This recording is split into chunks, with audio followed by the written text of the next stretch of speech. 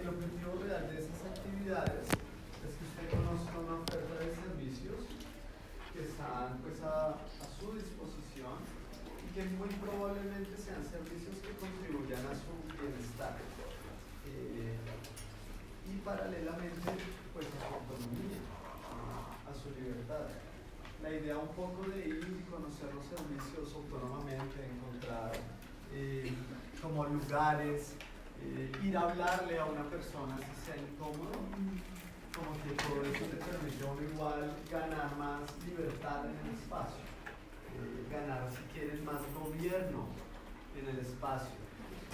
El gobierno está muy relacionado con el tema de la autonomía, digamos, la idea del autogobierno. Esa, digamos, ha sido una segunda vía. Entonces, por un lado los personajes históricos, pero por el otro lado como estas visitas a lugares. Usted estaba contando que lo hizo en el claustro, lo que me parece buenísimo, porque fue a otra sede. ¿Quién más lo hizo en otra sede? También en el claustro. ¿Alguien fue a la quinta? ¿No? ¿Tú fuiste a la quinta? ¿No tomaste la Pero cuando fuiste a hacer esta actividad. Ah, no.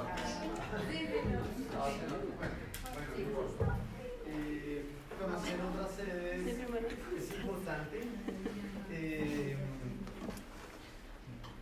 Conocer otras sedes es importante.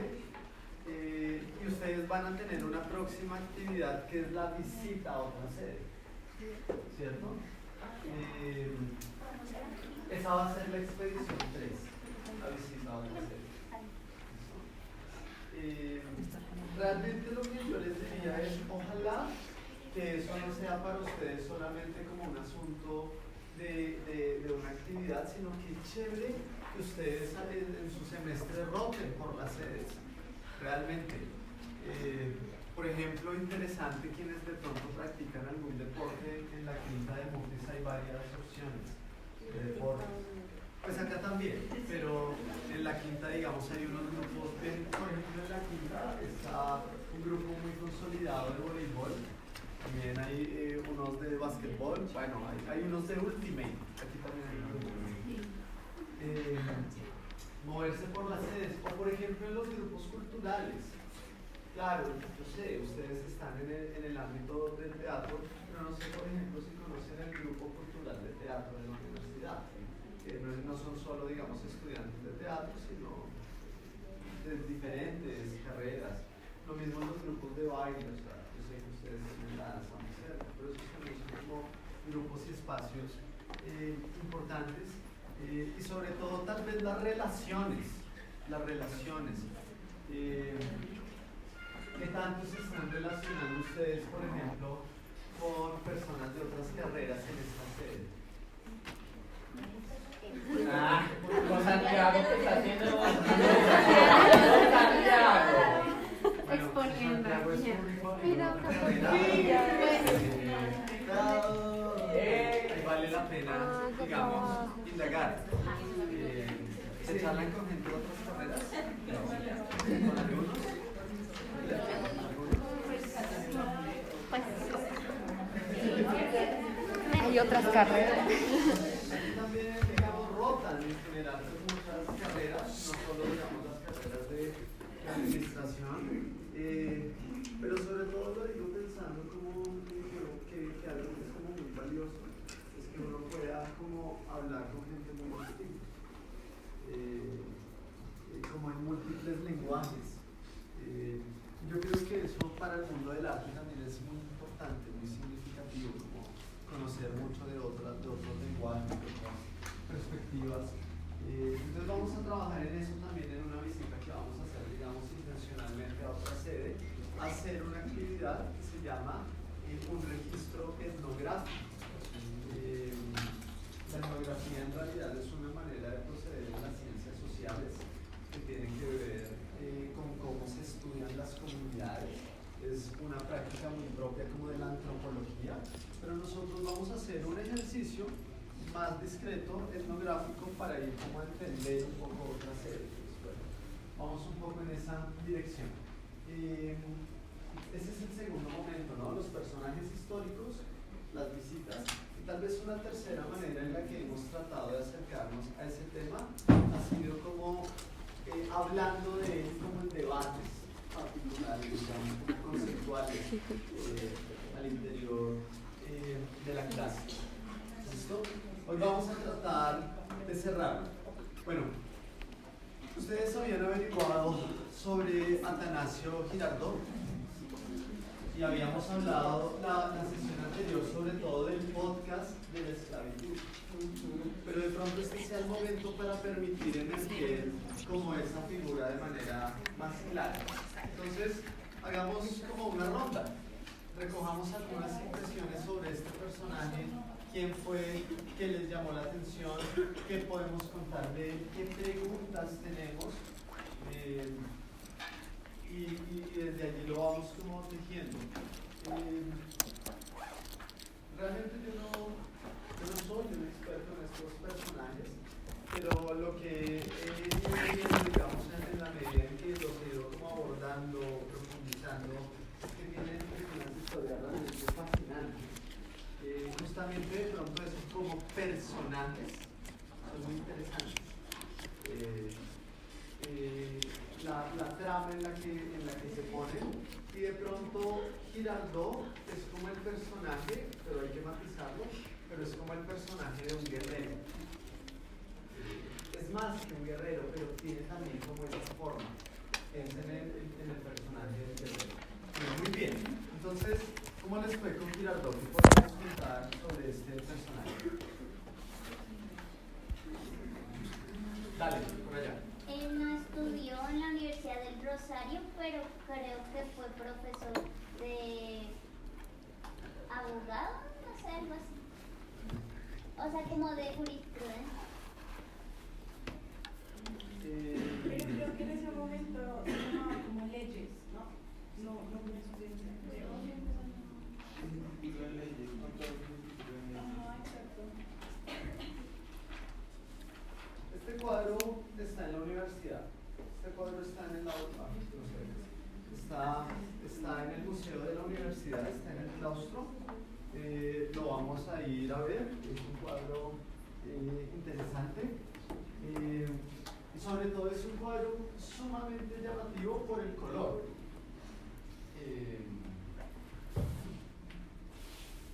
Si ustedes lo vieran así, digamos, de entrada al personaje en este cuadro, ¿qué edad le pondrían?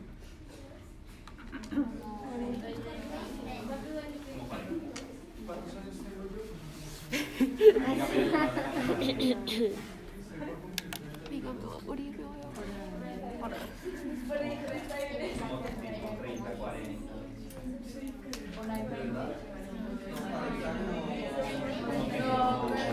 El 85.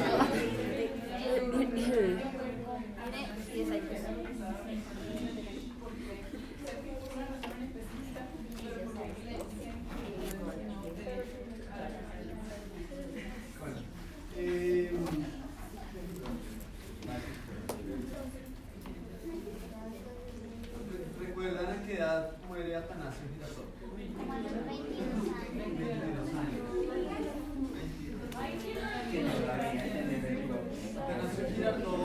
Atanasio Girardot muere en Venezuela en el marco de una batalla en el monte Bárbula. Tiene una muerte muy poética. Ahora podemos mirarla. Pero muere por un disparo en medio de la batalla. Y cuando muere tiene 22 años. Es súper joven. 22 años. Yo lo pregunto porque cuando yo lo veo a mí me parece una persona, digamos en el retrato, en el cuadro, ¿no? El mayor. Me da esa sensación. Podría uno pensar, no sé, que sí, por lo menos unos 35, incluso de pronto hasta más. Da como esa sensación. Pero es un hombre que tiene 22 años cuando muere. Y que cuando muere lleva 3 años comandando.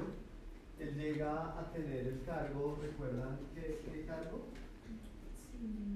Llega a ser teniente coronel del Ejército Libertario. tiene el cargo de teniente coronel en el Ejército Libertario y lleva 3 años cubriendo la retaguardia del avance del ejército de Bolívar. O sea que él se va a la guerra a los 19 años. Él se va a la guerra a los 19 años, que es más o menos muy pronto que ha terminado su estudio en leyes. Pero eso, digamos, es significativo porque, claro, ahorita lo narraba como un guerrero, pero de cierta manera también como que su estructura pues es la de un político. Está estudiando el problema de la ley, pero ¿qué ley está estudiando? ¿Qué derecho está estudiando? Está estudiando el derecho, está estudiando la ley de una forma de gobierno que es la del virreinato. O sea, está estudiando en el fondo una forma de derecho española, ¿cierto? Seguramente alguien de jurisprudencia no lo podría explicar mejor, pero yo lo que entiendo, como me lo han narrado en otras ocasiones, es que la carrera de Derecho está muy centrada en el tema como operacional y la resolución de ciertos problemas específicos. Entonces puede haber, por ejemplo, derecho penal, unas líneas de trabajo, derecho comercial, derecho familiar, y la gente un poco como que estudia derecho en esa perspectiva, pues está enfocado en comprender un aparataje legal para abordar pues ciertas problemáticas. Parece que la jurisprudencia tiene que ver con una reflexión que no es como tan operativa o que no está enfocada como en esas líneas tan específicas, sino que piensa o reflexiona más bien sobre los fundamentos del problema de la justicia. Si quieres, el trabajo de la jurisprudencia es el que hacen, por ejemplo, en la Corte Suprema de Justicia, mientras que el trabajo del derecho es el que se hace, por ejemplo, en el juzgado, aplicando un código, un procedimiento, una situación, pero en la jurisprudencia parece que se está como reflexionando sobre el problema de la ley y de algún modo creando, desarrollando ese concepto. Entonces pareciera ser como una disciplina más reflexiva y menos operacional la jurisprudencia que las carreras de derecho, al menos como se ha planteado en la universidad. Pero seguro alguien nos podrían decir más sobre filosofía política.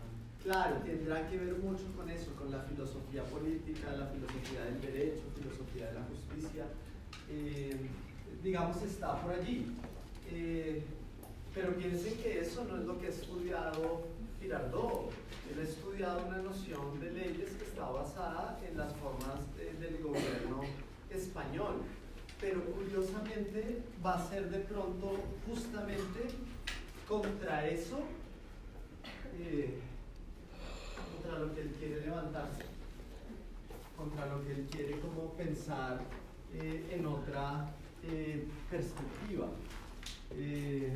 A mí me llama la atención porque es un muchacho de 19 años, de la élite criolla, el padre es francés, ¿no? De allí el apellido. ¿En qué año nace Girardot? ¿En cuál?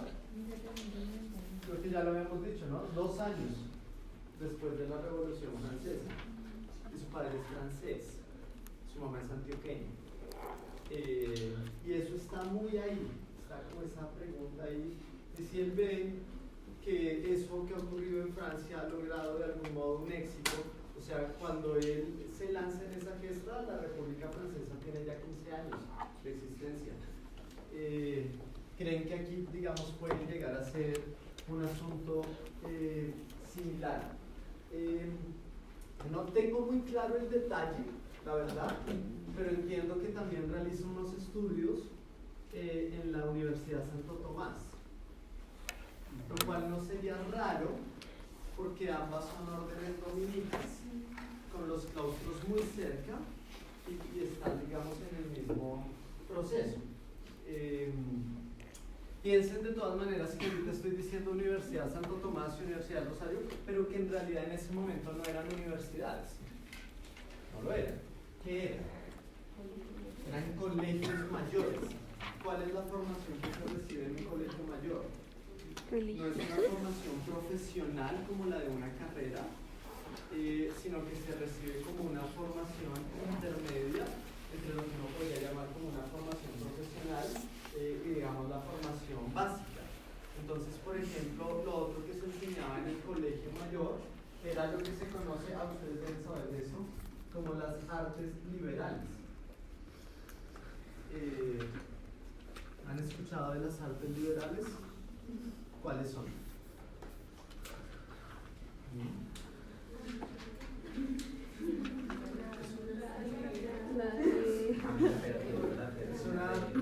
¿Tú estudias artes liberales? Ah, cuéntanos. ¿Cuál voto decide? Cuéntanos qué es eso de las artes liberales. Pues como yo lo entiendo, no puedo ser que usted equivocada, pero es como un poco como estudiaban, digamos, los griegos en la antigüedad, entonces era como estudiar un poquito de muchas cosas y en general no te enfocas en algo como, digamos, estudiar medicina, como que tú estudias el cuerpo humano, te enfocas en una sola cosa, no, porque en las artes liberales puedes estudiar un poquito de medicina, un poquito de astronomía y de muchas cosas. Las artes liberales son 7. En la Edad Media lo llaman el trivium y el quadrivium. Por aquí hay una imagen,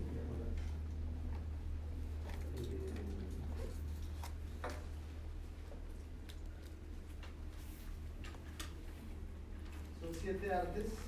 ¿Cuáles reconocen acá? Es interesante, es la retórica. La retórica es el arte, digamos, de la palabra, de la oralidad, del discurso. ¿Cuál otra reconoce? Gramática. Dialéctica. Ay, miren, eso tan interesante. ¿Dónde está astronomía? A la izquierda. Ah, sí. Astronomía, imagínense eso tan lindo. Voy a estudiar retórica y las estrellas. Geometría. Dialéctica. Aquí una muy importante, la música. El trivium y el quadrivium. La matemática, sí, la aritmética. ¿Sí? La geometría, la aritmética, la matemática, la música, la dialéctica y la retórica, que son cosas distintas, pero están relacionadas.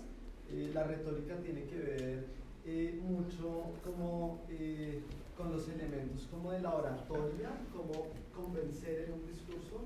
La dialéctica es un asunto más sobre los argumentos, sobre el intercambio de razones. La astronomía, ¿cuál era la que estaba arriba? La gramática. Esto fue lo que estudió la gente en Europa,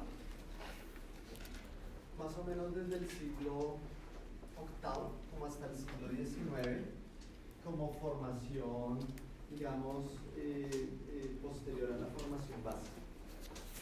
Esto se parece, digamos, como en su espíritu, no era una formación profesional, por ejemplo, a eso que en algunos colegios llaman como el grado 12. ¿Cómo se llaman esos colegios?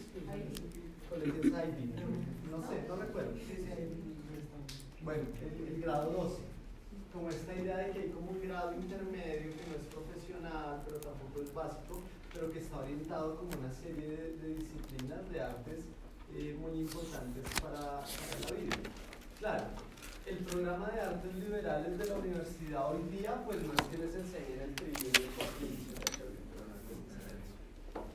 sino que es un programa más cercano a las ciencias, digamos, humanas. De hecho, es un programa de la Escuela de Ciencias Humanas, donde hay como una aproximación a esos diferentes lenguajes, pero nuevamente está la idea, y de hecho eso era lo que estaba hablando como al inicio, de una pluralidad de saberes, como para tener un enfoque de análisis. Entonces, realmente eso era lo que se enseñaba en el colegio mayor. Artes liberales, jurisprudencia o leyes, pero ley española, ¿no? O sea, ley del virreinato. Y el primer programa es el programa de filosofía y letras, que es el más antiguo.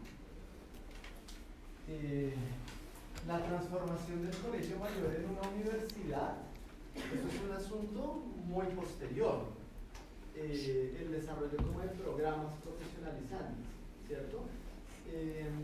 Y esta es más o menos la historia como de la formación durante aproximadamente 2 siglos. Es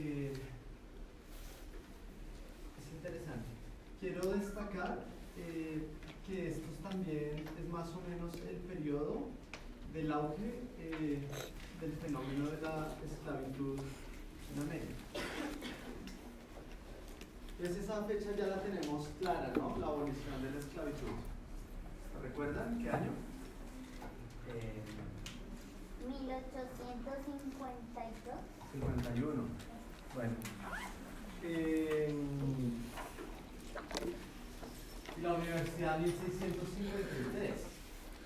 Entonces, en el fondo, esa idea de ley, esa idea de artes liberales, incluso esa idea de filosofía, son sumamente tradicionales.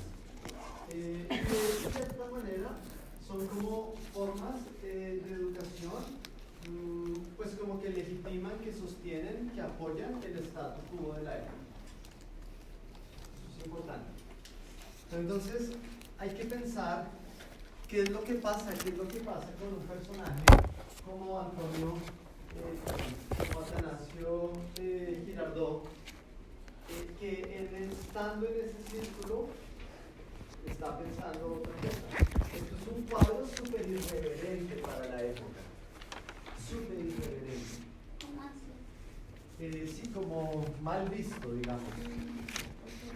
Pero como que lo hicieron a posta. Pues realmente es un cuadro pues precioso, es un cuadro muy formal, es un muy buen retrato. El trabajo de la Estela también es significativo como sobre la biografía, pero esto es una cosa sumamente incendiaria, súper incendiaria. ¿Pero por qué?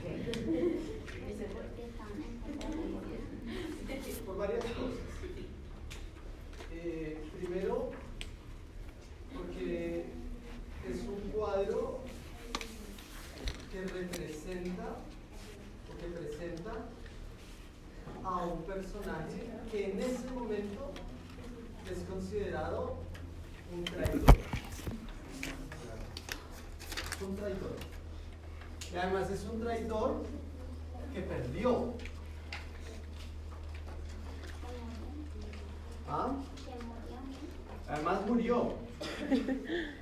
Perdió. Hay unas historias tremendas sobre lo que pasa luego con la familia de Girardot. Porque Girardot muere y al poco tiempo la guerra la va a ganar ¿quién? Ah, la corona.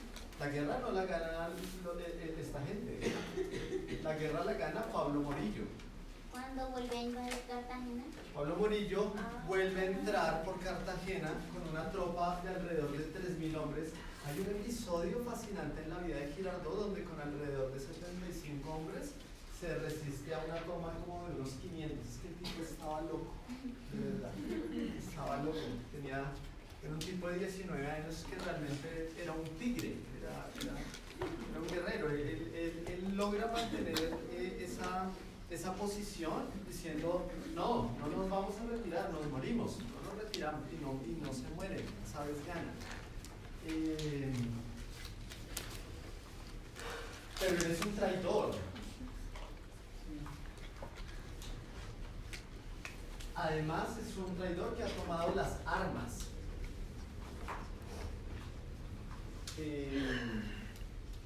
Pablo Morillo gana las propiedades de la familia, las confisca. Varios de los familiares terminan presos, su mamá, etc. Otros terminan exiliados. O sea, la familia Girardot le va re mal en ese momento. Les quitan las propiedades, unos terminan muertos, otros presos, otros exiliados. Lo mismo a la familia de la mayoría de estos personajes.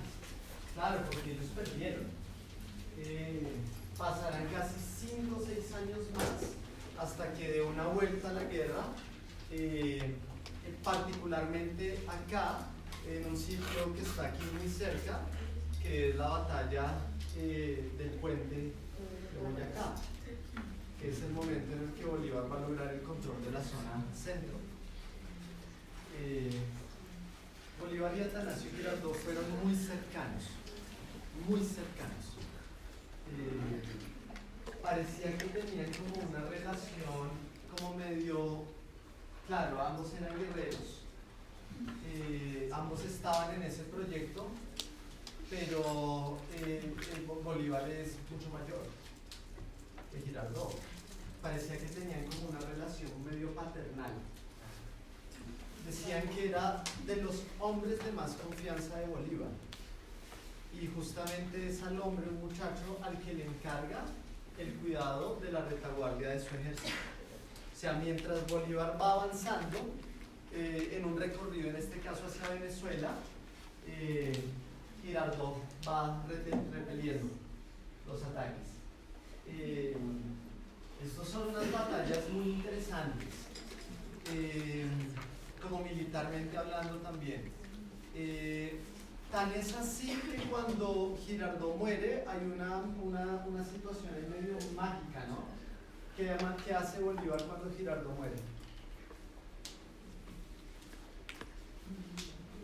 ¿Ni idea? ¿No averiguaron de eso?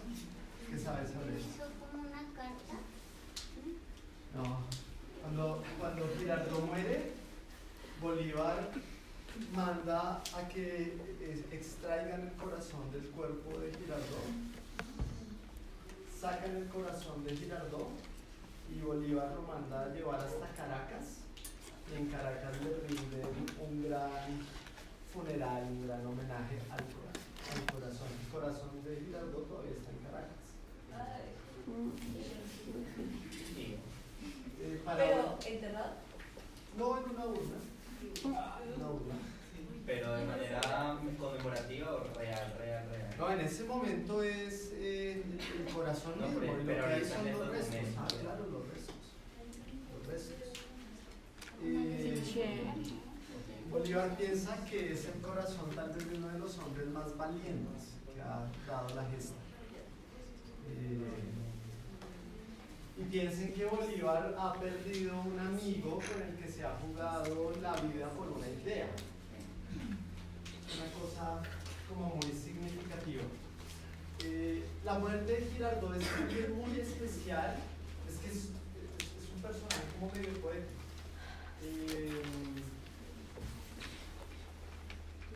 Este es un cuadro muy famoso sobre la muerte de Girardot. Bueno, y este cuadro, pues primero entonces eso, ¿no? Es el cuadro de un traidor. Es el cuadro de un tipo que tomó las armas. Es un cuadro de una gente que perdió. Es el cuadro del tipo que la familia le encarcelaron, le exiliaron. Y es un cuadro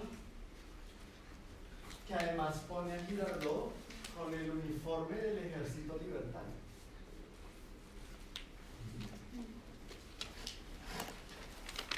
Y sin duda lo retrata como un héroe.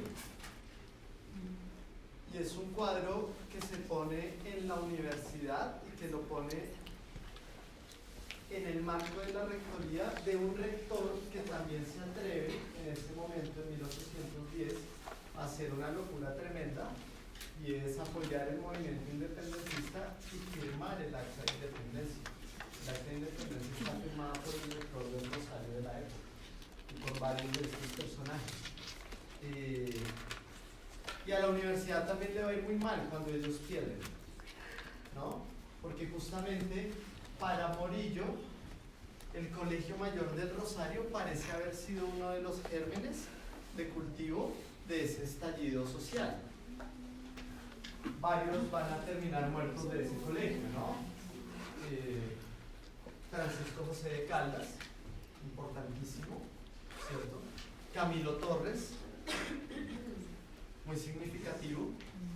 Pues Atanasio Girardot, y yo no me sé el nombre de todos, pero en el claustro, en el segundo piso, hay un memorial con el nombre de cada uno de los rosalistas caídos en la gesta de 1810, y son como 26 muchachos, una cosa así, unos 26, 27 muchachos, todos muy jóvenes, todos muy jóvenes.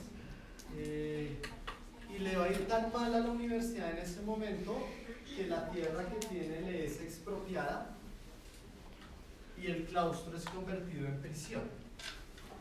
Ese es un momento muy interesante de la vida de la universidad. Que en la prisión tuvieron a Sí, Morillo es un tipo muy inteligente, también es un personaje que vale la pena mucho estudiar, pues ese fue el guerrero que ganó. Y él luego, como en un gesto simbólico, en los salones donde ellos se habían formado, en esos mismos salones los convierte en celdas y ahí pasan pues sus últimas noches. El caso de la Pola no es rosalista, pero ella pasa también su última noche ahí en el claustro. A Francisco José de Caldas y a varios de ellos los fusilan ahí saliendo de la universidad, en lo que hoy día es el Parque Santander. Ahí está una gran iglesia que se llama el Panteón Nacional hoy día, que conmemora esas muertes. Pero claro, es que esta gente se lo estaba jugando todo. O sea, esta era esa clase de gente que estaba dispuesta a jugarse la vida por esta idea, y que estaban muy influenciados por la noción de que la libertad es algo por lo que se lucha, algo que se tiene que conquistar, que se tiene que ganar. En el fondo también es una idea política muy particular. Por otro lado, el color, ese destello de color en los cuadros de la época es muy poco usual. Este debió ser un cuadro muy costoso, un cuadro en el que debieron invertir bastante dinero. Muy interesante. La muerte, ¿no? de Girardot. Entonces, aquí se ve como un detalle mejor. Tal vez. La muerte de Girardot.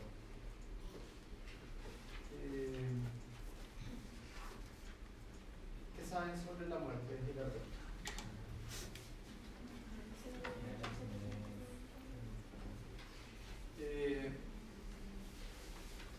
El bigote le hacía dar como más edad, ¿no? Sí, yo creo que era eso.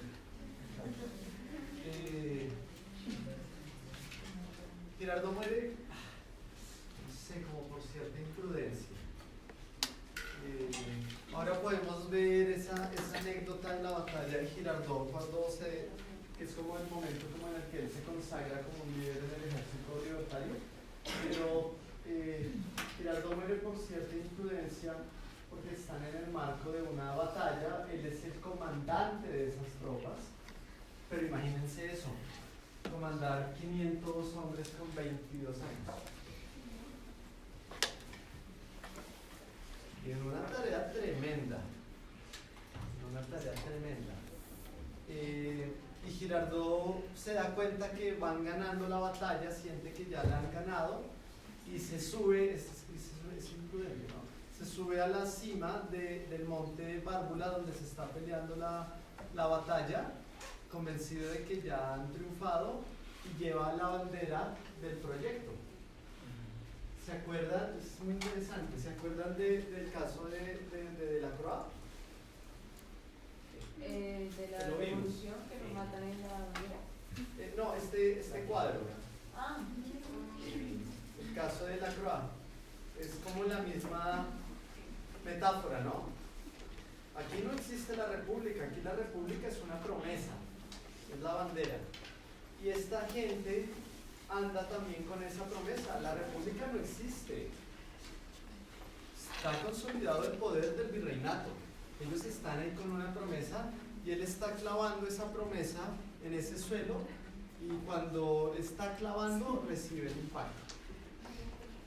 Y él muere ahí envuelto entre la bandera. Piensen que esa bandera es la bandera del proyecto de Bolívar. O sea, es la bandera de un proyecto mucho más amplio que no está pensando solamente en el territorio de Bacatá o Santa Fe, sino que está pensando en una nación absolutamente gigantesca que va desde el Istmo de Panamá hasta las Guyanas, que ocupa todo lo que es Ecuador, Bolivia, Venezuela. Es una cosa gigantesca el proyecto que tienen en mente. Por ahí mirando que había un tema de unos mapas, si la Gran Colombia se hubiera concretado, sería el cuarto o quinto país más grande del mundo. Latinoamérica es gigantesca, los mapas son muy engañosos, pero esta es una región gigantesca. Y entonces, claro, piensen para Bolívar. Matan a su amigo mientras está clavando la bandera de su proyecto. Es una cosa como tremenda. Y sin embargo, si ustedes se fijan, uno podría contar toda esta historia, digamos, de una manera así como muy grandilocuente, y en realidad la manera como que se ha contado este personaje lo convierten, digamos, en la idea como del prócer, uno de los próceres de la patria. Pero si ustedes se fijan en el asunto como más cotidiano, pues es una vida muy triste. Es una vida tremenda, porque es una vida en la que muy joven se pone en cuestión todo ese mundo, se lanza, digamos, a una serie de batallas, muy desprestigiado en la comunidad de su época.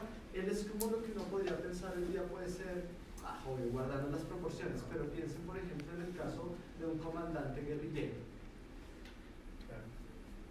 que se lanza a la guerra pensando en otra cosa y termina muerto, y su familia detenida y sus propiedades, etc.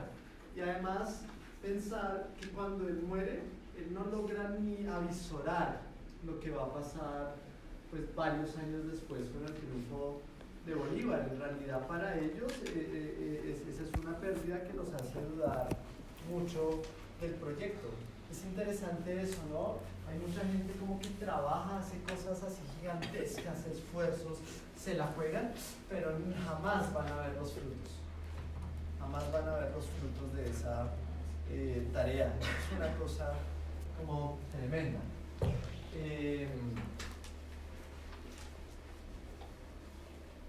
Y la verdad es que con 22 años, pues tal vez haya podido haber hecho, imagínense cuántas cosas más en el marco de ese proceso. Entonces es también como una historia muy cruel, pero a mí me parece un personaje muy interesante, porque creo que para hacer lo que hicieron este tipo de personas se requiere de una serie como de valores, de virtudes, como de ideas, que en realidad no es que la mayoría tengamos, son como una gran excepción. Una en particular que quisiera destacar, y que es una virtud clásica, la idea del coraje.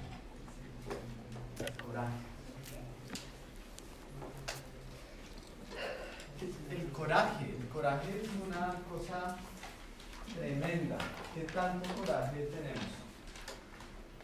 ¿Qué tanto guerreamos?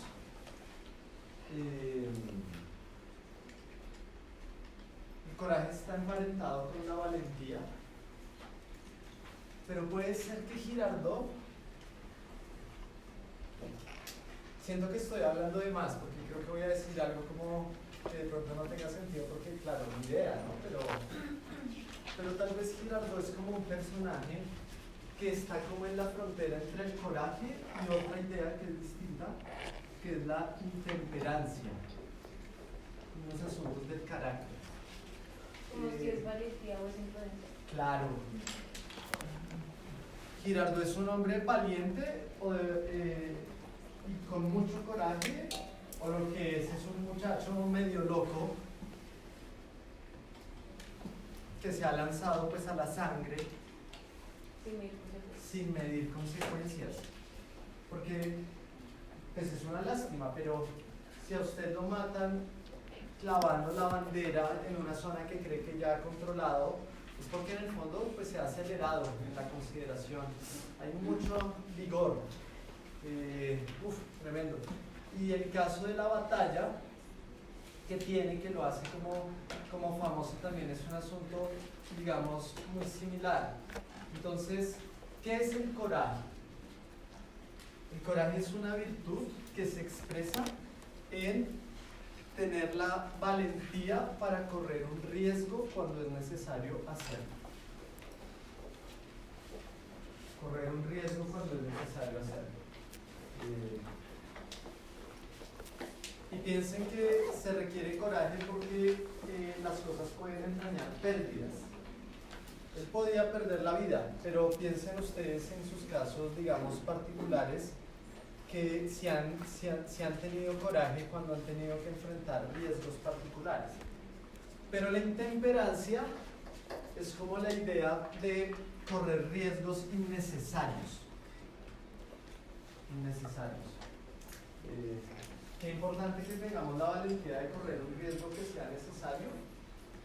Pero ojalá que no corramos riesgos innecesarios que pueden, digamos, pues a este en particular pues le cuestan todo. Hay unos videos interesantes como muy pedagógicos como sobre las batallas de estos personajes.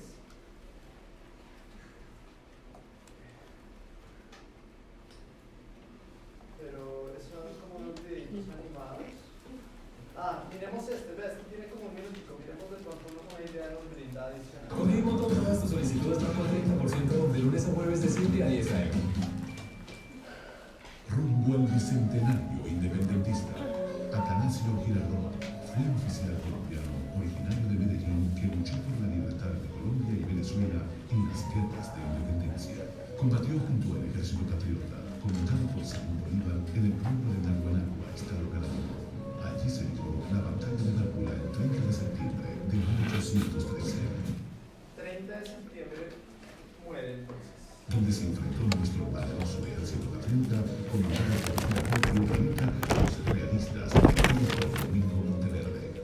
Una vez más, el ejército patriota resultó victorioso, pero Girardot fue alcanzado por una bala de fusil cuando intentaba fijar la bandera nacional en la altura conquistada. Como homenaje póstumo, Simón Bolívar bautizó con el nombre del héroe al batallón que éste había comandado.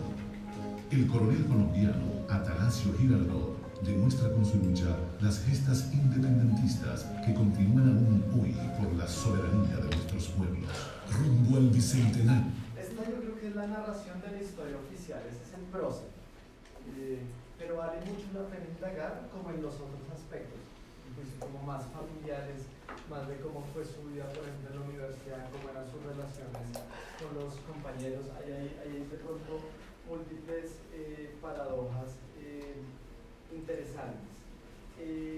¿Qué tan cercanos se sienten ustedes a la historia de las batallas de la independencia? ¿Qué tanto la conocen? ¿Qué tanto saben de cómo fue ese proceso? Me imagino que han ido a los lugares de pronto, los monumentos, el pantano de Vargas, ese tipo de cosas, ¿no? Y son muy decepcionantes. Puede ser. Pues es que es cierto, o sea, todo el tiempo te dicen como el puente de la batalla de Boyacá. Y tú vas y eso. Mira, era lindo. Claro, por esta maqueta. Después, es que después de la guerra, después de yo, entonces el puente que uno grabé no fue el en el que Bueno, igual de todas maneras, tal vez lo menos importante de la zona sea el puente, sino que uno va al puente, ¿cierto? Que el puente realmente pues es el puente de un pequeño río, pero el asunto es qué pasó ahí, cómo fue la batalla, qué fue lo que se jugó ahí, que eso sí es realmente como interesante. Y la verdad es que hacen una gesta que es impresionante, tal vez el momento más determinante de la guerra, no sé si conocen ese relato, es cuando Bolívar atraviesa el páramo de Pisba, que es una locura.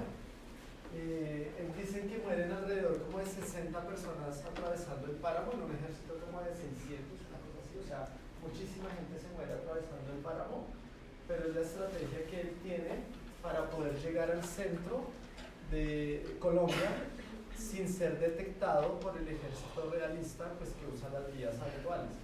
Esta gente se mete páramo adentro, los reciben en Tunja, la gente los ayuda, etc. Se organizarán para las batallas de Boyacá, que van a ser, digamos, muy importantes. Tengo unas ganas de ponerla del profesor. Sí. Bueno, veámosla, seguro nos da más contexto.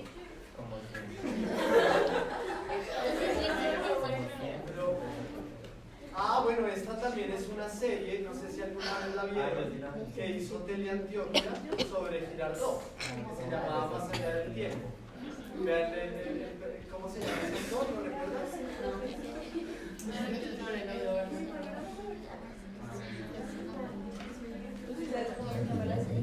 No, no he visto sobre esa con otro personaje. Por la libertad, mi teniente. Si estamos peleando por la libertad de nuestra patria, no importa si son 2.000, si son 10.000. Vamos a demostrarle a los realistas que ellos son más, pero somos nosotros los que tenemos una estrategia. Somos nosotros los que estamos en su camino y no nos vamos a rendir. Bueno, adaptación. Sí, ya la sino que quería mencionar esa porque esa en particular pues fue una producción con fondos públicos sobre la vida de Girardot que vale la pena de pronto como ver, digamos, como una pequeña serie o algo por el estilo, puede ser interesante, más allá del tiempo. Es una miniserie de varios personajes de Deborah, de María Cano. Pero en este de Girardot hay varios capítulos. En este de Girardot hay varios capítulos. Vale la pena que lo queden. Bueno, pongámosla al profesor.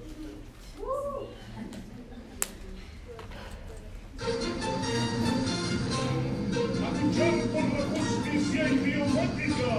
En el año 2009, un extraordinario suceso en el tiempo cambia para siempre la vida de Superó, trazándole un nuevo camino.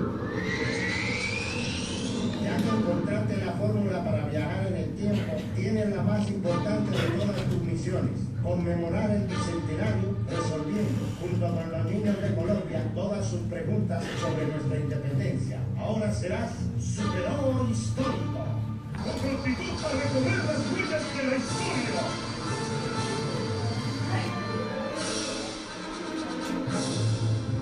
El profesor Superó.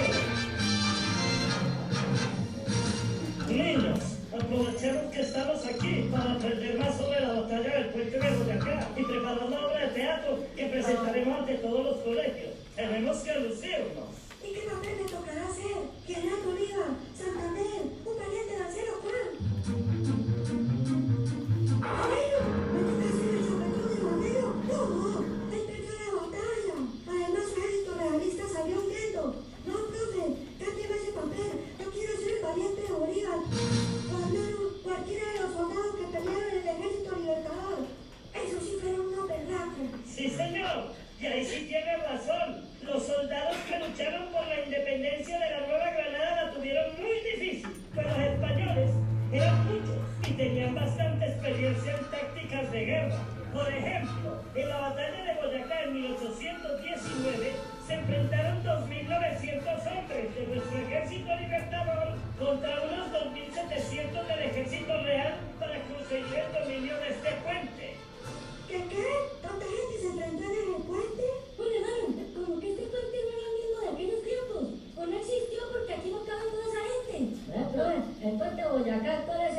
participó en la batalla del 7 de agosto de 1819?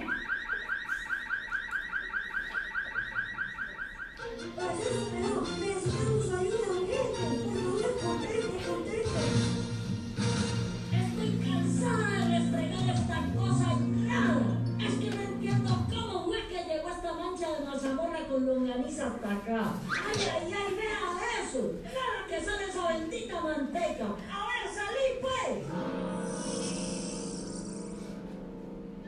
¿Esto qué es? Profesor Escobar, ¿dónde está? Los niños del centro de investigación tienen una duda histórica. Necesitan saber si el puente de Boyacá que existe en la actualidad es el mismo que en el que pelearon la batalla del 7 de agosto. ¡Hey! Con prontitud, este es un trabajo para el profesor Superó, al cohetetero de sopa de frijol pequeño con gaba.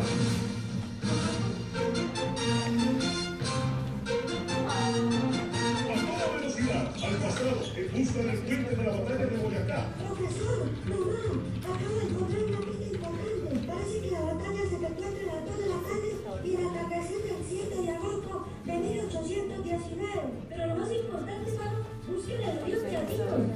Perdón.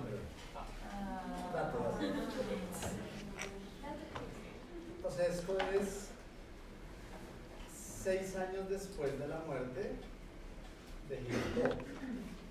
6 años después. O sea, les va a tardar más o menos ese tiempo para darle la vuelta a las cosas. Y es durante ese periodo, como del 13 al 18, que es el periodo de la universidad como cárcel, y el dominio de Pablo Morillo. 5 años es mucho tiempo.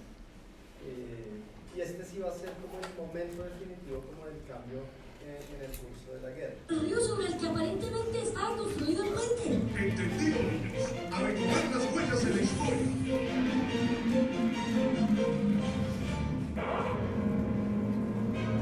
Ay, ¿qué es lo que le pasa a este aparato, hombre? ¿Usted no le echó suficiente colada de chango a la nave? Perdemos alturas, chica. Coja el seguro y de atrás.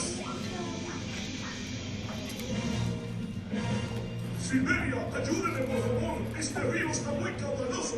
Si no encontramos ese puente, podremos perecer. Yo le dije que no quería montarme en ese aparato. Sujétese bien y tranquilo que no nos va a pasar nada. ¿Para qué no trajo su flotador, hombre? Soldado, ¿por qué no tomaron el puente acá, son papas? ¿Soldados? ¿Nosotros dos? ¿El puente de Boyacá? ¿Y acaso dónde está el puente, hombre? ¿No saben dónde está el puente? ¿Acaso no están aquí al igual que los demás indígenas, negros, mulatos y mestizos para ayudar a la campaña libertadora? ¿O es que aún no han entendido por qué este puente es tan importante para poder conseguir el triunfo?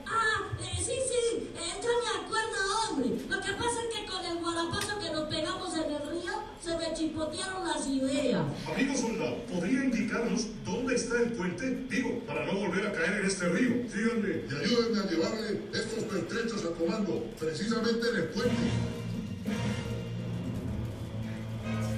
¡Ay, mi soldado! ¿Todo esto? ¡Ay!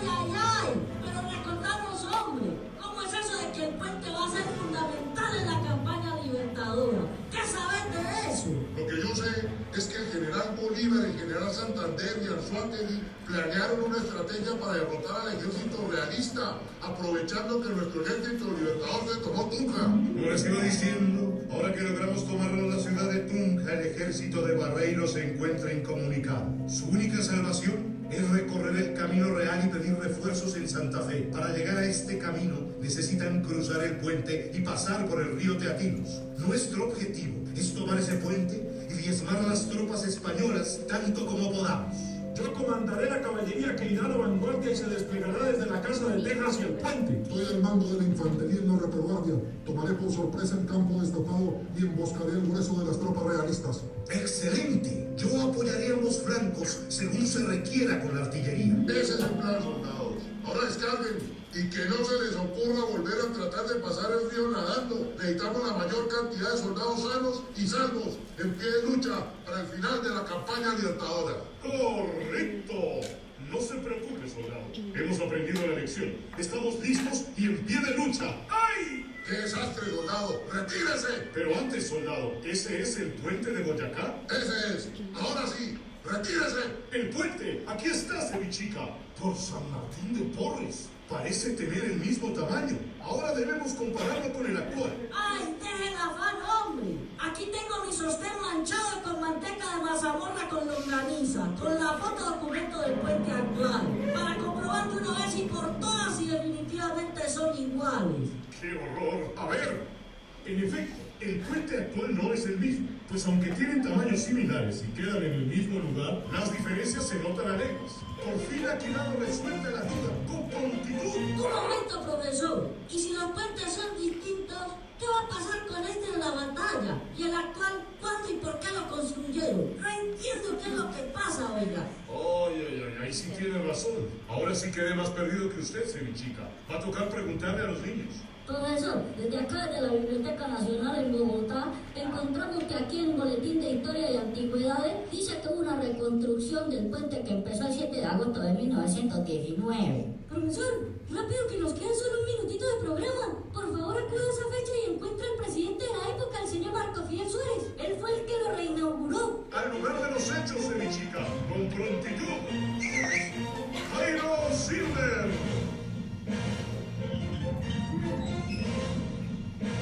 La patria es imperecedera para todo aquel que la ama y la considera como el primer objeto de su culto. Y para celebrar el primer centenario de la batalla de Boyacá, Reemplazaremos los durmientes del puente que reemplazó el original. y pondremos las del nuevo puente que inmortalizará la valentía del libertador.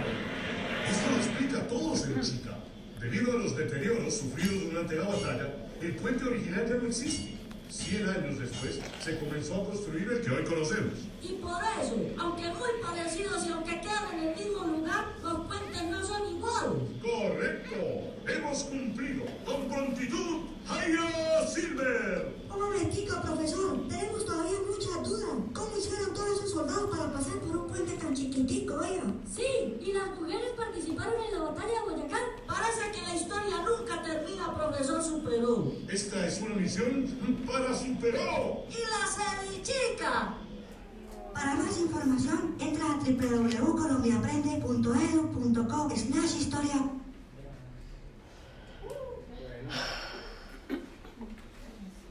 Pero felices viendo.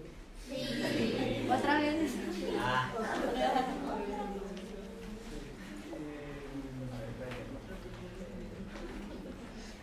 ¿Recuerdan la frase que hay en el Palacio de Justicia gigantesca en la Plaza de Bolívar? Que dice,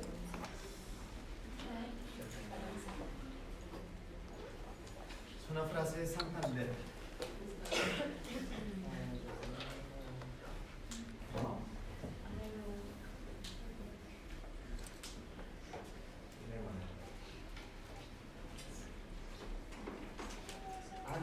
De Santander no dice ¿cómo era que decía?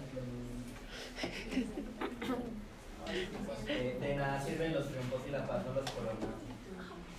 De pronto se hace otra, pero no es esa la que hay en el palacio. Es más cortito. Es cortito, No, es larga. Las armas están dando independencia y las leyes están universales. En la casa. Para que vayan luego y la miren como jamás detalle.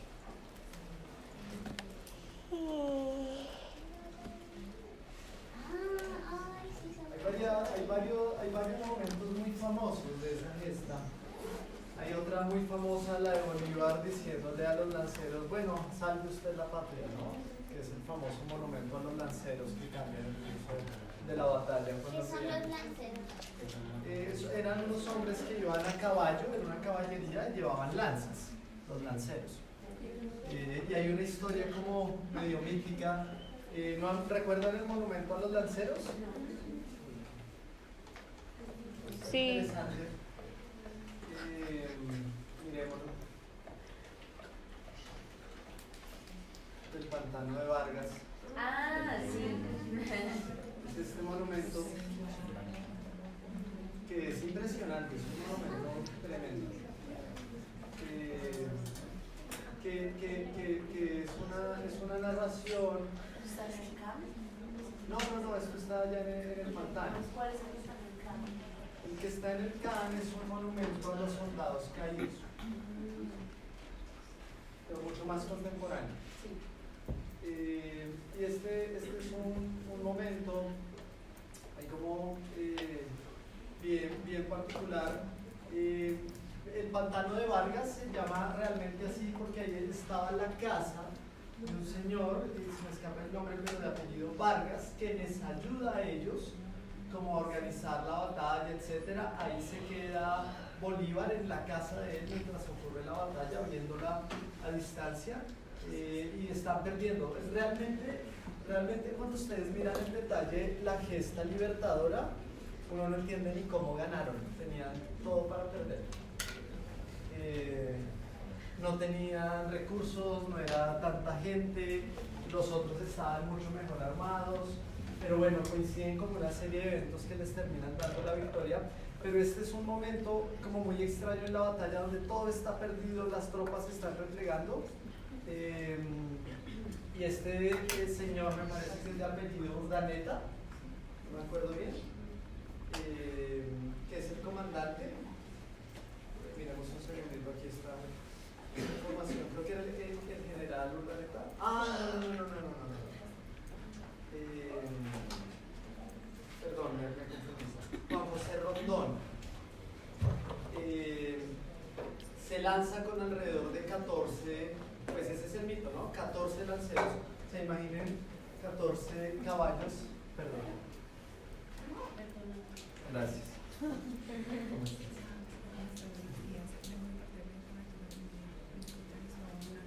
De la imposición. Sí, tranquila, claro, por supuesto.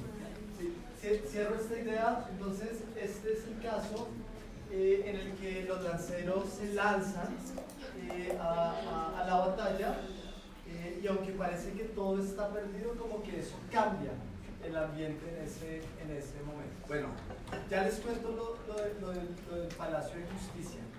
Vamos a tomar un espacio para hacer una actividad en la decanatura, que es el desarrollo de una encuesta de salud mental. Entonces, dale, si les cuentan y ya lo revisamos. ¿Quién? Buenos días, chicos. Mi nombre es Diana Rodríguez. Yo hago parte de la decanatura del medio, puntualmente del área del servicio médico. El día de hoy les voy a proyectar un QR para que por favor me colaboren con el diligenciamiento de esa encuesta.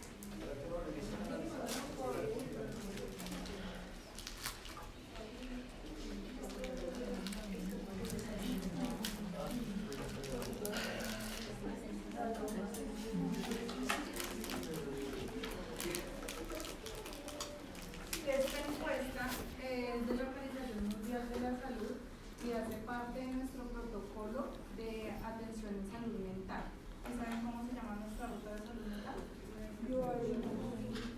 Sí, ese es nuestro punto físico, pero nuestro protocolo se llama Sanamente UR. Es importante que diligencien ahí la información de manera muy tranquila. Es con el propósito de identificar los riesgos y las necesidades que cada uno de ustedes tienen en salud mental. ¿Eso lo mandaron por correo? Sí, se ha enviado por correo, si van directamente al centro del cuidado, también se les hace diligencia. No, con una sola vez es suficiente.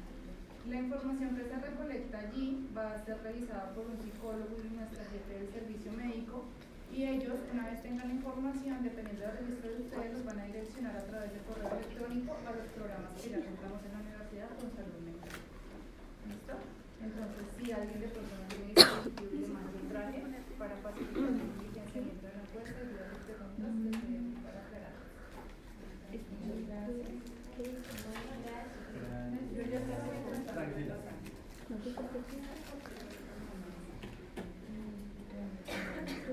El correo electrónico de la institucional. Sí. ¿Está bien?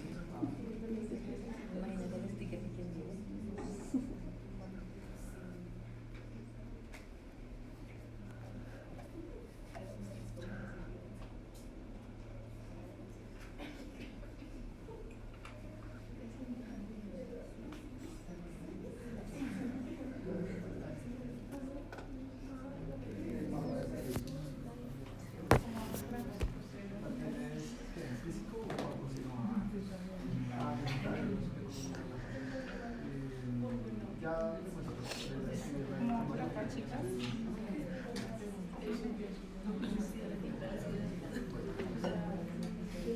No, colocas ahí. Pero hágalo ya, si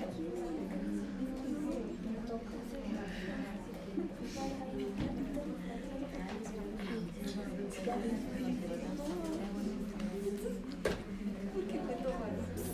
No, pero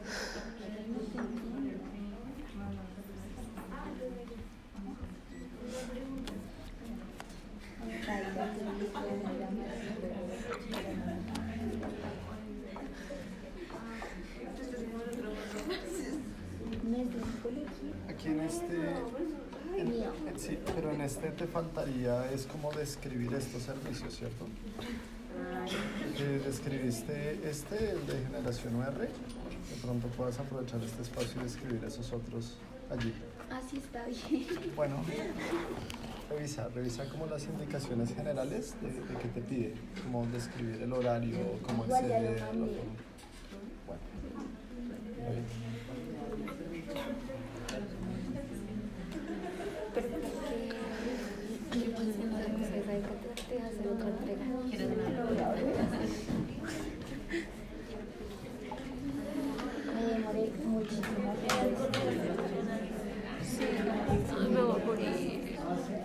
Igual creo que, según lo que yo veré en los papeles, la menor nota era 3. Igual pasa.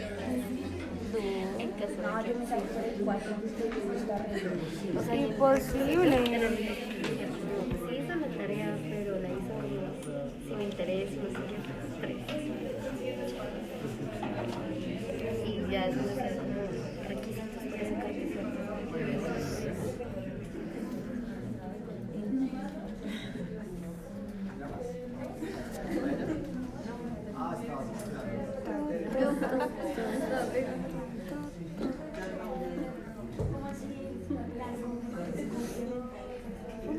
Si tienes plan complementario, pones el nombre, si no tienes, pues no. Lo mínimo son 2 puntos, amiga.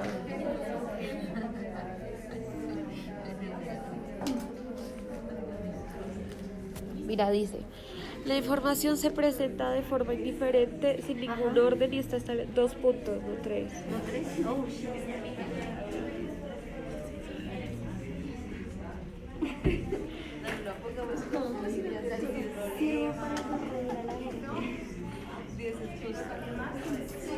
Yo tampoco la respondí. Ay, yo sí respondí en eso. Ahorita me sacaré una camilla ya. No me dio desconocida. Yo no, suélteme. No, pero es que hoy lo voy a decir a la psicóloga de acá que me dijo, o sea, le dije, ¿cómo vas a cierrar tu proceso? Pero no quiero. ¿Por qué? No me tiene hasta acá. Ella, estoy cansada de la salud mental. El de dejar de ver por el respeto. Somos... No, pues no. Bueno, sí es verdad, yo déjalo así. Qué divertido. Ayer fui a entrenar borracha. Yo, una experiencia.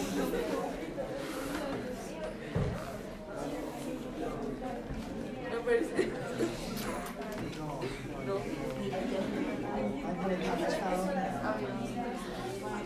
My pronouns are you, USA.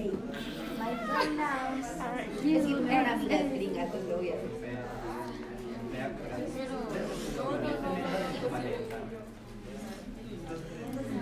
Yo cuando uso el I de K, en vez de, no sé, sí soy.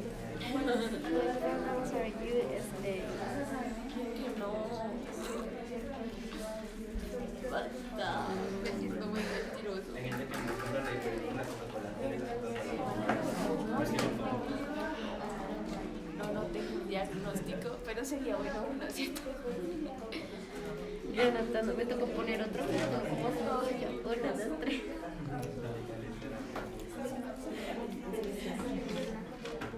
No, necesito ayuda, pero no quiero que ayude.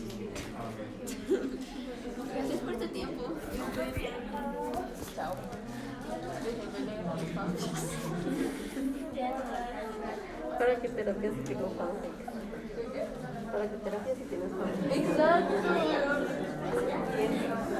Yo viendo Steven Universe, en cualquier video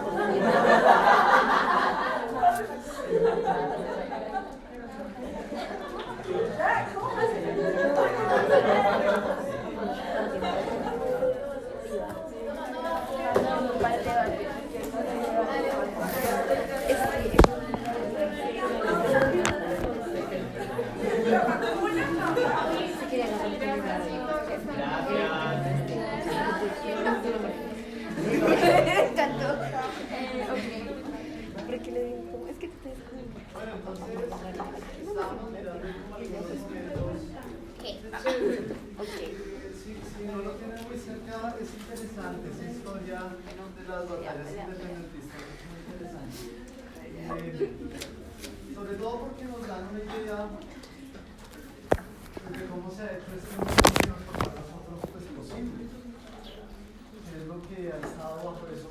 Pero quería cerrar con esta, que es la frase de Santander. Y Santander sí verá el triunfo. Santander sí tendrá la posibilidad de ver lo que han logrado. Luego entraré en unos enfrentamientos muy particulares con Bolívar, porque está esta guerra primero frente al reinado español, pero luego empieza una guerra interna. En este caso, pues una guerra nuevamente por el poder, pero más llevado sobre la forma de organizar el gobierno. Recordarán los centralistas y los federalistas. Entonces es como una guerra, digamos, adicional. Y la verdad es que es una cosa terrible porque esa guerra luego también se le dará unos 50 años después. Y piensen luego en el caso de la consolidación de los partidos políticos, el problema de la guerra de los 1000 días a inicios del siglo. Y esas guerras se irán heredando, las guerrillas liberales en los llanos, esas guerras se siguen heredando y la verdad es que no hemos podido salir de esa maldición de la guerra entre hermanos. Es un asunto que sigue allí muy latente. Pero esta frase me parece significativa porque la idea que nosotros estamos estudiando es autonomía y libertad. Y entonces es interesante porque la figura de Santander, de Girardot, es la figura del guerrero. Tipo muy particular.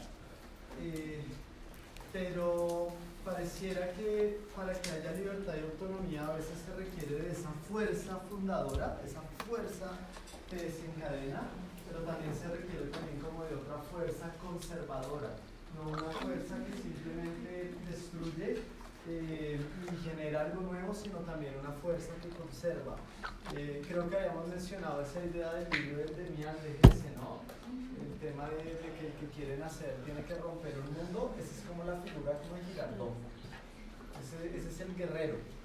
Pero quien quiere que el mundo se preserve también tiene que imponer una fuerza tremenda. Y de pronto ahí es donde es muy ilustrador lo de Santander, ¿no? Miren esa idea tan curiosa. No piensen que las armas les dieron la libertad. Lo que les dio la libertad, lo que les dieron las armas fue la independencia. Pero no puede ser independiente y no ser libre. Interesante. Los colombianos, las armas os han dado la independencia, las leyes os darán la libertad. Esa es una figura distinta, esa no es la figura del guerrero, esa es la figura del político. Y piensen lo diferente que son los políticos que se requieren en tiempos de guerra que los políticos que se requieren en tiempos de paz. Piensen en conflictos contemporáneos. Zelensky, Putin son políticos de la guerra, ¿cierto? Déjenme ahí en paz. Son políticos de la guerra.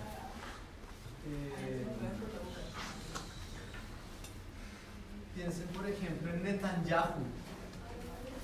Esos son políticos de la guerra. Los políticos de la paz son una cosa bien distinta. Están pensando en otros elementos. Entonces, espero que eso nos haya dejado algunas reflexiones, algunas inquietudes, algunas dudas. Me gustaría pedirles que vayan a la página 17 de su bitácora. 17. Y vamos a cerrar esta primera temática con esta preguntita que nos plantea ahí. Hoy cerramos este tema y cerramos estos primeros personajes. Dice, ¿qué tanto consideras que cambió tu perspectiva frente a la autonomía y la libertad? Responde esto de una escala de 1 a 5, en la cual 1 significa que no cambia nada y 5 que cambió totalmente. Entonces piénsenlo, es un poco eso, ¿no? En lo que hemos discutido, lo que hemos visto sobre estos valores, que tanto ha cambiado su perspectiva. Y en la partecita de abajo nos dan apenas 4 líneas, señalan un poco por qué.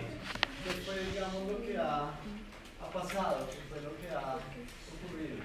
Entonces regálense ese minutico para eso, para pensar un poco en esto que tanto ha cambiado y en qué no cambió. ¿Listo?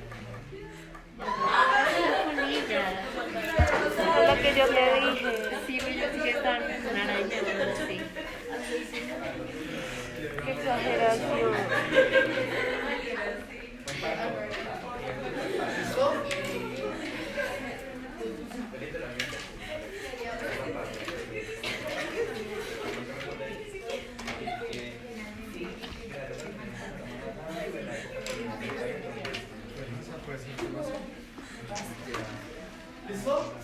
Bueno, compartámonos algunos comentarios que hayan puesto sobre si cambió o no cambió nada, porque se sentido tal.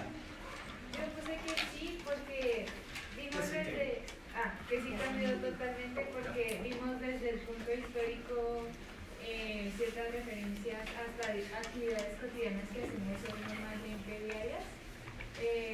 Pues yo llego a concluir entonces que finalmente este tema podría estar casi que presente todos los días en nuestras vidas. Yo puse, yo lo marqué en el 2 porque realmente siento que yo ya tenía mi propio concepto como de lo que era la libertad, pero lo que antes no había considerado es que es algo por lo que se lucha y pues que por mucha gente ha luchado con toda su vida por ello. Y pues eso sí, como que me sorprende. ¿Algo más?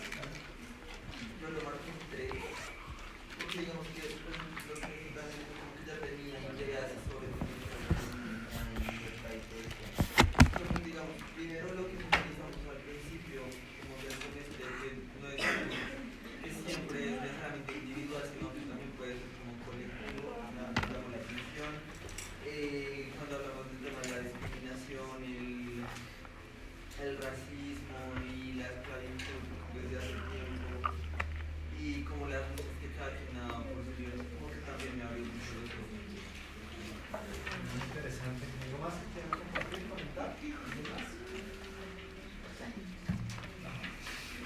Yo puse un recuadro.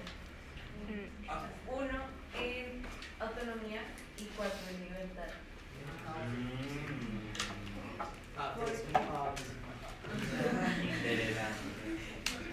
Porque siento que en autonomía de pronto no vimos algo que me haya hecho cambiar de opinión ni que me haya como hecho repensarme algo, mientras que en la libertad sí 4, o sea casi 5 por todo esto de que la libertad, como decía Mary, es algo por lo que se lucha, o que la libertad es la de la ley, lo que es Santander, o que lo que hablábamos de Atanasio Girardot, si a veces la valentía y el coraje nos dan libertad o simplemente estamos actuando por intemperancia y Yo puse 3 porque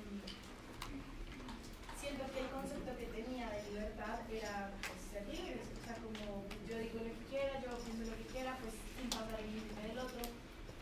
Pero acá vimos la libertad de otra forma en la que yo no lo había pensado y ciertas cosas que, por ejemplo, lo que decía la historia, nos hacen ser libres y no de la libertad que a veces pensamos que es yo pienso lo que quiera, yo hago lo que quiera, yo me visto como quiera, yo soy como quiera, más no como la libertad que nos trae la historia y más esta universidad.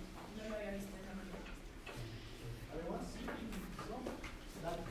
Pues yo puse 3 porque siento que, como todos han dicho, sí tenía una idea de estos dos conceptos, pero caí en cuenta muchas otras cosas como en la clase, por ejemplo, el hecho de que la libertad es algo que siempre se ha luchado y como que para nosotros ahora es normal, o sea, es normal que haya mujeres en clase, pero antes no lo eran. Entonces, pues, personajes importantes en la historia que lucharon por eso son los que como que nos permiten ahora estar acá.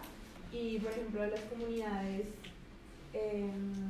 afrodescendientes, indígenas, pues han tenido que luchar para que ahora tengan un poquito más de libertad. Y como el hecho de, no madre, se sigue luchando por eso, pero antes no había absolutamente nada de libertad. Entonces como que, sí, como reflexionar sobre eso, pues sí, lo que también es importante. Bueno, interesante. ¿Listo? Excelente. Con eso cerramos la primera, digamos, aproximación a nuestra guía. Recuerden, los que aún no lo han hecho, ir a su cita médica. Y con eso también estamos ya próximos, nos queda una actividad pequeña, a cerrar la primera sección del curso que se llama Zarpar. Como que aquí arrancamos. ¿Listo? Entonces, ¿qué hicimos en Zarpar? Pues hablamos de esto, de esa vía de autonomía y libertad, y hablamos un poco como de estos personajes. Hicimos la expedición 1, que fue el mapa de servicios. Acá es donde lo deben subir, para quien aún no lo haya subido, ingresa y ahí puede apuntar el archivo en expedición 1 en Zarpar. Pero nos queda una última actividad, que es esta, que se llama la actividad de exploración académica. Entonces, esta actividad va a ser la base para la visita que vamos a hacer al CRAI. En el CRAI vamos a recibir la insignia que se llama Honestidad y Transparencia. Y ellos ahí nos van a enseñar a hacer búsqueda de fuentes, como manejo de bases de datos y búsqueda de fuentes. Pero para eso tenemos que haber hecho previamente esta actividad, porque las fuentes que vamos a ir a buscar son fuentes para responder, que creo que no se alcanza a ver, pero para responder una pregunta de investigación que nos vamos a plantear. ¿Listo? ¿Sí? ¿Y lo de la visita al CRAI lo vamos a hacer en grupo?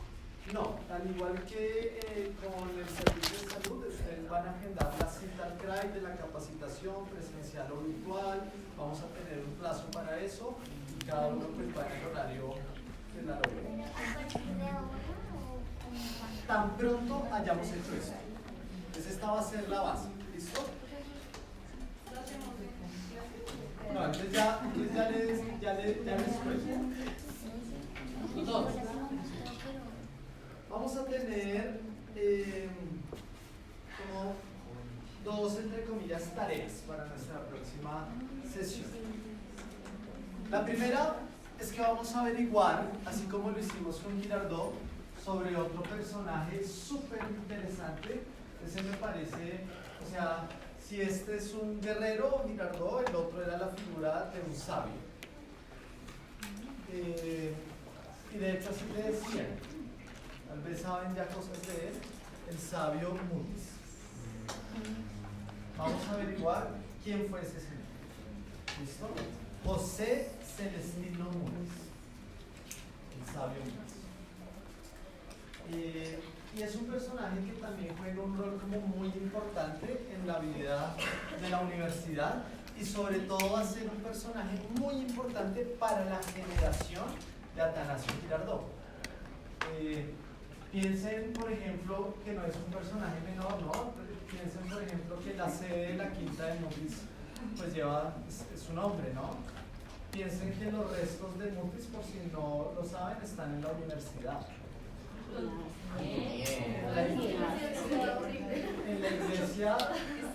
En la iglesia de la Bordadita, ahí están los restos de José Celestino Mutis detrás de una placa de un bajo relieve muy bonito.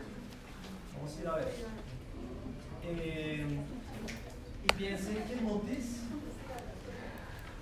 no es un estudiante rosarista, pero es un catedrático rosarista. Es un catedrático español que da las primeras clases de Galileo en América. También va a ser muy importante por una cosa que tal vez conocen, que es la expedición botánica. Va a ser muy cercano a Francisco José de Caldas. Va a ser un personaje muy significativo. Entonces, esa es nuestra primera. Vamos a averiguar un poquito de ese señor. ¿Quién fue? Y vamos a introducir ese personaje en la próxima sesión. Esa es la primera. Y esta actividad, fíjense, la encuentran en la sección Zarpar, se llama Exploración Académica, y aquí nos van a dar como unas indicaciones generales para plantear una pregunta de investigación. Ojo, esta actividad no la vamos a hacer individualmente, vamos a trabajar en grupos de máximo 4 personas. ¿Listo? 4 personas. Pero la idea es que podamos plantear una pregunta de investigación sobre la historia de la universidad, a partir de las cosas, digamos, que hemos ido viendo. Entonces, lo que les pediría es que para nuestra próxima sesión no lo tienen que traer resuelto ni ya haberlo terminado, pero sí les pediría que organicen los grupos, háblense entre ustedes y traigan opciones de cuál puede ser esa pregunta de investigación sobre la historia de la universidad que les gustaría como grupo hacerse. Esa pregunta puede ser sobre la historia que hemos visto. De pronto a alguien le llama la atención lo que vimos de Girardot y quiere indagar más sobre algo en su cuerpo. Perfecto. Pero de pronto otros están interesados en conocer, por ejemplo, la historia de las artes liberales en la universidad. Sí. O alguno está más bien interesado, por ejemplo, en conocer la historia, estoy especulando, de los grupos de teatro de la universidad. No sé. O sea, el panorama está muy amplio, pero planteen como grupo una pregunta como que los pueda interesar, que los pueda apasionar, que los ayude a conocer más sobre su universidad, y piensen que esa pregunta que elijan, por eso es como tan importante, va a ser la base para el trabajo que vamos a hacer como durante las próximas 2 o 3 semanas. Porque de esa pregunta de investigación la vamos a llevar al CRAI para buscar fuentes sobre la pregunta, y vamos durante las semanas siguientes como estar trabajando un poco alrededor de esa pregunta para al final tener unos textos base investigativos. Entonces, ¿hacia dónde vamos? Vamos a seguir hablando de la historia de la universidad, pero una habilidad que nos parece fundamental que ustedes puedan desarrollar y que seguro van a seguir entrenando es la escritura académica. Entonces este va a ser como un ejercicio para plantear una pregunta de investigación, buscar fuentes, poder hacer un documento base y hacer como un trabajo colaborativo. ¿Listo? ¿Es claro? Entonces recuerden, organizar los grupos, echarle una ojeada a esta indicación y traer un avance. Y la próxima sesión yo creo que de pronto aprovechamos y la trabajamos en clase para seguir, digamos, avanzando. ¿Listo? Bueno, voy a cerrar por allí nuestra primera guiada. Chévere que hayan surgido cosas nuevas, que se hayan ratificado conceptos. Espero que se lleven una imagen pues cada vez más interesante como de lo que subyace. Les agradezco su atención y nos vemos en otro video.